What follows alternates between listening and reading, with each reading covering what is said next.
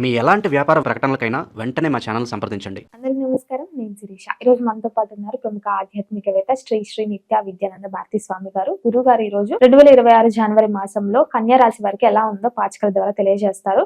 అలాగే ముఖ్యంగా మీకు ఎలాంటి సమస్యలు ఉన్నా కమెంట్ రూపంలో తెలియజేస్తే గురువు గారు నెక్స్ట్ కార్యక్రమంలో మీ సందేహాలు తీరుస్తారు.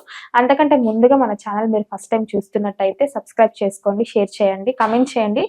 దాని ద్వారా మేము చేసే మేము ఎలాంటి జాతకాలు చెప్తున్నామో మీ జాతకాన్ని బట్టి అవి మీకు నోటిఫికేషన్ రూపంలో మీ వరకు చేరుతాయి. సో ముఖ్యంగా గురుగారితో మాట్లాడతాం. ఫస్ట్ ఆఫ్ ఆల్ గురుగారు నమస్కారం అండి. నమస్కారం.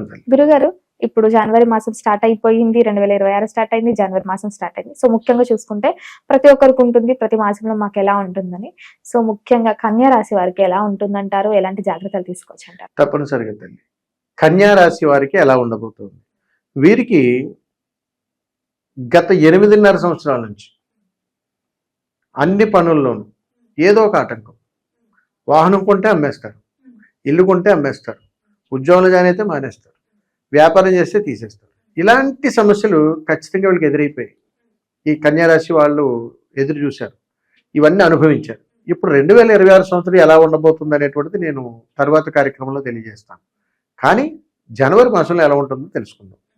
కన్యారాశి వారికి జనవరి మాసంలో ఎలా ఉండబోతుంది అని అడిగితే, పాపం వీళ్ళు ఎప్పటి నుంచో ఎదురు చూస్తున్నారు. ఏదైనా మార్పు వస్తుందా, బాగుంటుందా ఏంటని అడిగితే ఎందు పట్టినటువంటి రోగాలు వదలటం లేదు, సఖ్యత కోల్పోతున్నారు. కాబట్టి జనవరి మాసంలో కన్యారాశిలో జన్మించినటువంటి వాళ్ళు కుటుంబంలో ఐక్యత, సంఘంలో ఐక్యత, మీరు ఏదైనా నలుగురిలో ఉన్నటువంటి సఖ్యతను ఖచ్చితంగా కోల్పోయేటువంటి అవకాశాలు ఎక్కువగా ఉన్నాయి. అందుకని వీరికి తెలియకుండానే ఒంటరితనంలోనికి దిగిపోయేటువంటి ప్రమాదం ఉంది. కాబట్టి ఓవరాల్గా కన్యారాశి వారికి జనవరి మాసంలో కాస్త నిరుత్సాహమైనటువంటి ప్రయాణంగా చెప్పచ్చు. అంత మాత్రాన్ని చింతించాల్సిన అవసరం లేదు. పరిష్కార మార్గాలు ఆఖరిలో తెలియజేస్తారు. గురుగారు, ముఖ్యంగా మరి కన్యా రాశిలో స్త్రీలు ఉంటారు, పురుషులు ఉంటారు కదా, మరి స్త్రీలకు ఎలా ఉందంటారు, పురుషులకు ఎలా ఉంది? తప్పనిసరిగా తల్లి, కన్యారాశిలో జన్మించినటువంటి వారిలో స్త్రీలకు ఎలా ఉంటుంది, పురుషులకు ఎలా ఉంటుంది? పురుషులకు స్త్రీలకు సమానమైనటువంటి విధానంగానే ఉన్నారు. ఎక్కువగా కుటుంబం పట్ల ఎక్కువగా సానుకూలమైనంత వరకు సమయాన్ని కేటాయించేటువంటి ప్రయత్నం చేయాలి స్త్రీ పురుషులు. ఎందుకనంటే ఇక్కడ కుటుంబంలోనే ఎక్కువగా వీళ్ళకి సఖ్యతలు కోల్పోయేటువంటి ప్రమాదాలు ఉన్నాయి.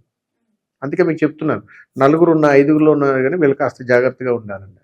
అందుకని ఈ కన్యారాశి వాళ్ళు ఎవరైతే కన్యారాశిలో జన్మించారో వారు కుటుంబం పట్ల ఎక్కువ సమయాన్ని గడిపేటువంటి ప్రయత్నం చేస్తే సరిపోతుంది. కాబట్టి స్త్రీ పురుషులు ఇద్దరికి సమానమైనటువంటి ఫలితాలు ఉన్నాయని చెప్పచ్చు. గురుగారు, ముఖ్యంగా మరి విద్యార్థులకు ఎలా ఉంటుంది? విద్యార్థులకు కన్యారాశిలో జన్మించినటువంటి వాళ్లకు అబ్బాయిలకు బాగుంది, అమ్మాయిలకు చూద్దాం. వీరికి బాగుంది, ఇద్దరికి సమానమైనటువంటి ఫలితాలు ఉన్నాయి. గురుగారు, ముఖ్యంగా ఉద్యోగం కోసం ప్రయత్నాలు చేస్తుంటారు. ఉద్యోగ ప్రయత్నాలకి, అలాగే ఉద్యోగం చేస్తున్న వారికి, ఉద్యోగంలో ఏదైనా మారాలి అని ఆలోచన ఉన్న వారికి, ఈ ముగ్గురికి ఎలా ఉంటుందంటారు ఈ మాసం? తప్పనిసరిగా ఉద్యోగ ప్రయత్నం చేసేటువంటి వాళ్ళకి, ఉద్యోగంలో ఉన్నటువంటి వాళ్ళు మార్పుల కోసం ఎలా ఉండబోతుంది? ఉద్యోగ ప్రయత్నం చేస్తున్నటువంటి వారికి కన్యారాశిలో ఉన్నటువంటి వాళ్ళు బ్రహ్మాండమైన శుభవార్తలు వింటారు. వీరు ఇంటర్వ్యూకి వెళ్ళి ఇంటర్వ్యూ సరిగా చేయకపోయినా వీరికి ఆఫర్ లెటర్ వస్తుంది. అలాంటి యోగం ఉంది వీళ్ళకి. అది చూసారా, ఒక్కొక్క ప్రయాణం ఒక్కొక్కలా ఉంటుంది. అందుకని మనం ప్రతిదానికి దిగులు పడుకోకూడదు. అందుకని బాగుంటుంది, బాగాలేదు అని అన్నా బాగుండేలా మనం చేసుకోవచ్చు, కానీ తెలుసుకోవడంలో తప్పులేదు. ఇప్పుడు ఉంటున్నటువంటి వాళ్ళు అంటే ప్రస్తుతం ఉద్యోగం చేస్తున్నటువంటి వాళ్ళకి ఎలా ఉంటుంది? వీరి పాపం ఉద్యోగస్తుల దగ్గర తెచ్చుకున్నటువంటి అప్పుల వల్ల అవమానాలు పేర్కొంటారు. అంటే కన్యారాశిలో జన్మించినటువంటి వాళ్ళు తోటి ఉద్యోగుల దగ్గరే తీసుకునేటువంటి అప్పుల వల్ల కాస్త ఇబ్బందులు ఎదుర్కొనేటువంటి అవకాశాలు ఉంటాయి. రెండోది, అసలు ఎప్పటికీ తోటి ఉద్యోగుల దగ్గర నేను అప్పే చేయలేదు అనేటువంటి వాడు కొత్త వాళ్ళకి అప్పిస్తాడు. ఇలాంటి ఆకర్షణలకు ఇందులో జరుగుతాయి. అందుకని ఓవరాల్గా ప్రస్తుతం చేస్తున్నటువంటి ఉద్యోగాల్లో ఎవరైతే ఉన్నారో వీరికి ఆర్థిక పరంగా ఇబ్బందులు తప్ప ఉద్యోగపరంగా ఇబ్బందులు ఏం కనపడలేదు. ఇప్పుడు ఇందులో ఉన్నటువంటి వాళ్ళు మార్పులు చేర్పులు ఏమైనా ఉన్నాయా కన్యారాశిలో ఉండేటువంటి వాళ్ళు చూస్తే, ఇక్కడ కన్యారాశిలో జన్మించినటువంటి వాళ్ళకి జనవరి మాసంలో ఉద్యోగం మాని వేరే చోటుకు వెళ్ళాలని అనుకున్నవారు వెళ్ళిపోతారు. ఎప్పటికీ జీవితంలో మళ్ళీ కంపెనీలోకి రాలేరు. అంటే వెళ్ళిపోతే కలిసి వస్తారంటారా గురుగారు? ఇంక రాదు. అంటే నిర్ణయం తీసుకునేది సక్సెస్ అయిపోతుంది, బయటికి వెళ్ళిపోతారు. ఉద్యోగ ప్రయత్నం దొరకదు వెంటనే. అది వేరే కంపెనీలో ఆఫర్ ఉందని బయలుదేరుతారు. వెళ్ళిన తర్వాత నోటీస్ పీరియడ్ అంటే 10 రోజులు ఆగండి చెప్తాం, హోల్డ్ చేస్తారు. ఇలాంటి ప్రయాణాల్లో పడిపోతారు. వెళ్ళకపోవడం బెటర్. వెళ్ళకపోవడం మంచిది. ఇది దాని పర్యవసానం. గురుగారు ముఖ్యంగా గత సంవత్సరం నుంచి ఎవరైతే వివాహం కోసం ప్రయత్నిస్తూ ఉంటారు కదా, సో వివాహ యోగం ఉందంటారా వారికి? కళ్యాణ గడియలు కన్యా రాశిలో జన్మించినటువంటి వారికి కళ్యాణ గడియలు ఎలా ఉన్నాయి? వీరికి రాహు ప్రభావం అంటే కాస్త సానుకూలమైనటువంటి విధంగానే చెప్పాలి అని చెప్తాం. అంటే 15వ తారీఖు తర్వాత జనవరి మాసంలో కన్యా రాశిలో జన్మించినటువంటి వాళ్ళకి మొదటి 15 రోజులు ఏ ప్రయత్నాలు చేసినా కానీ ఫలించకపోవచ్చు. తర్వాత 15 రోజులు ఖచ్చితంగా ఫలిస్తాయి. అంటే సంబంధాలు వస్తాయి, మాట్లాడుకోవచ్చు. ఇంకా అది వాళ్ళ చేతుల్లోనే ఉంటుంది. అనుకూలమైనటువంటి సమయంగా చెప్పొచ్చు. గురుగారు ముఖ్యంగా సంతాన యోగం ఉందంటారా మరి? సంతానం కోసం ప్రయత్నించే వారికి తప్పనిసరిగా తల్లి, కన్యా రాశిలో జన్మించినటువంటి వాళ్ళకి సంతానానికి సంబంధించి శుభవార్తలే వింటారు, గుడ్ న్యూస్ వింటారు. గురుగారు ముఖ్యంగా కళాకారులకి, సినీ రంగంలో ఉన్న వారికి ఎలా ఉంటుందంటారు? సినీ రంగంలో ఉన్నటువంటి వారికి, కళాకారులకు, ఈ జనాకర్షణకు సంబంధించినంత వరకు కన్యా రాశిలో జన్మించినటువంటి వాళ్ళు కాస్త జాగ్రత్త, ప్రమాదాలు జరిగే అవకాశాలు ఉన్నాయి. కళారంగంలో ఉన్నటువంటి వాళ్ళకి ప్రమాదాలు జరిగేటువంటి అవకాశాలు. గురుగారు ముఖ్యంగా ఈ రాజకీయ రంగంలో ఉన్న వారికి ఎలా ఉంటుందంటారు? ఎలాంటి జాగ్రత్తలు తీసుకోవచ్చు అంటారు? తప్పనిసరిగా తల్లి, కన్యా రాశిలో జన్మించినటువంటి వాళ్ళు రాజకీయ రంగంలో ఉన్నటువంటి వాళ్ళకి యోగంగా ఉంది. ఓవరాల్గా యోగంగా ఉంది. మంచి గుర్తింపు, పలుకుబడి, మంచి ప్రశంసలు, ఇంకా అన్ని రకాలుగా పర్వాలేదు. ఇక ధనం పరంగా కూడా పర్వాలేదు. కేవలం రాజకీయ నాయకులకే సుమా, అది కూడా ముందే చెప్తున్నాను. గురుగారు ముఖ్యంగా ఆర్థిక పరంగా, ఆరోగ్య పరంగా ఈ కన్యా రాశి వారికి ఈ మాసం అంతా ఎలా ఉంటుంది? తప్పనిసరి ముందు ఆరోగ్యం చూద్దాం. ధనం కంటే ఆరోగ్యం ముఖ్యం కాబట్టి ఆరోగ్యం చూద్దాం.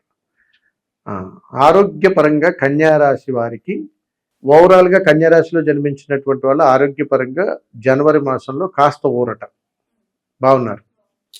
ధనపరంగా ఎలా ఉందో చూద్దాం.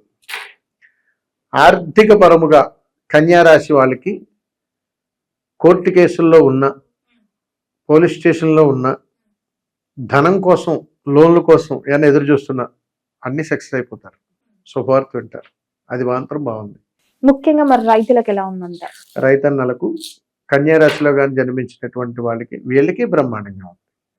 గురుగారు ఓవరాల్ గా మరి ఈ మాసం అంతా కన్యా రాశి వారికి ఇంకా బాగుండాలంటే ఏ దైవాన్ని పూజించమంటారు? ఎలాంటి పరిహారాలు చేసుకోవచ్చు అంటారండి? తప్పనిసరిగా తల్లి,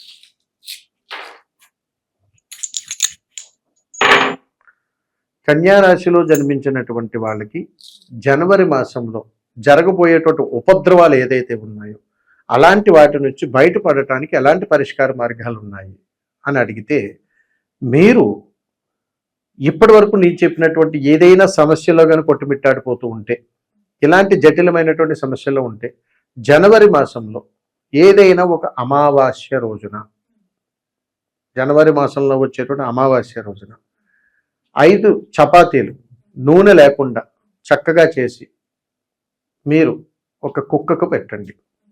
అలా పెట్టి నమస్కారం చేసుకుని ఓం నమ శివాయ అనేటువంటి మంత్రాన్ని పఠించండి. ఒక 3 సార్లు చదవండి. దీని ద్వారా మీకు అద్భుతమైనటువంటి యోగం అనేటువంటిది పడుతుంది. దీన్ని ఏమంటారని అడిగితే, మనం ఏదైతే స్వకర్మలను చేస్తున్నామో, శత్రువులను పెంచుకుంటున్నామో, మనం ఎవరి దగ్గర నమ్మకాన్ని పోగొట్టేసుకుంటున్నామో దానికి ప్రతీక భైరవ సంకల్పంలో చెబుతారు. అందుకని శునకానికి నూనె తగలకుండా శనీశ్వరుడు అంటే నూనెను శనిభావంతో కొలుస్తారు కాబట్టి అగ్ని సాక్షిగా అనుగ్రహంతో పొందినటువంటి ఈ ప్రసాదాన్ని అక్కడ పెట్టడం ద్వారా మనకి మంచి జరుగుతుందని ఉంటుంది. అది మన చేత్తో మనమే పెట్టడం ద్వారా, నీ చేత్తో నువ్వు ఏ స్నేహితులనైనా, బంధువులనైనా, ఇతరితరట అందరి దగ్గర నువ్వు శత్రువుగా తయారవటం గల కారణం నీవే కాబట్టి నీ స్వహస్త్రాలతోటి, నీ స్వకర్మలకు నువ్వు ప్రక్షాళన చేసుకోగలిగితే అద్భుతమైనటువంటి యోగం ఉంటుందని ఈ తంత్రంలో చెప్తారు. అందుకని ప్రకృతి ధర్మం నుంచి కాలభైరవుడు అనుగ్రహంతో ఈ పరిహారాన్ని కానీ చేసుకున్నట్టయితే చాలా అద్భుతంగా వారికి శత్రువులు మిత్రులుగా మారేటువంటి అవకాశం ఉంటుంది.